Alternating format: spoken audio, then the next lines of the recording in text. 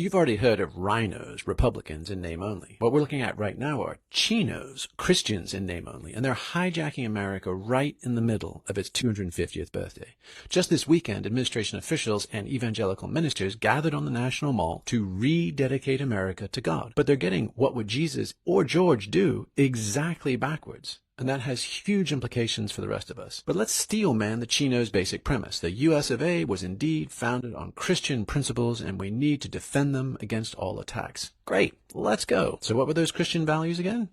Checks notes. Mercy, compassion, care for the sick, welcome the stranger, turn the other cheek, the meek shall inherit the shooting match, and a rich man can no more enter heaven than camels can thread needles. You know, the red letter, what would Jesus do stuff. Except there's a problem with their setup. JC's philosophy doesn't remotely square with their policies, because the Nazarene had some decidedly lefty notions, Marxish, if not outright Marxist, long before Carl was even a twinkle in his all-father's eye. In the past, everyone from abolitionists to Quakers to Honest Abe Lincoln appealed to the better angels of our Christian values. Martin Luther King did the same, Gandhi and Mandela too. If God led the Israelites out of Egypt and Jesus stepped up on the cross to redeem the world for the meek and the downtrodden, then surely, amongst the tyranny of kings and man, there was some justice to be claimed somewhere. This was what Nietzsche was on about. Don't think we're moral creatures without a higher power to keep us straight. It's what prevents us from backsliding towards cruelty and tribalism. Kill the God and you kill the good. But the CHINOs are flipping the script. Sure. In the past few months, we've seen them reject the Sermon on the Mount, the foundational text of Christian ethics. It's too at odds with what they're peddling. A bunch of supposedly Christian books on empathy have come out, rationalizing preaching Jesus while sowing hate. One Tradwife author calls Christian empathy outright toxic. Another calls it a sin. Elon went on Rogan to declare that the West's empathy wasn't just toxic or even sinful, it was outright suicidal. So in 18 months, we've turned Christian charity and ethics and the very foundation of Western civilization on its head, even as we're meeting on the National Mall to supposedly celebrate those very values. That's what the CHINOs are doing to our republic. Nobel-winning author Sinclair Lewis called it a century ago. When fascism comes to America, it will be wrapped in the flag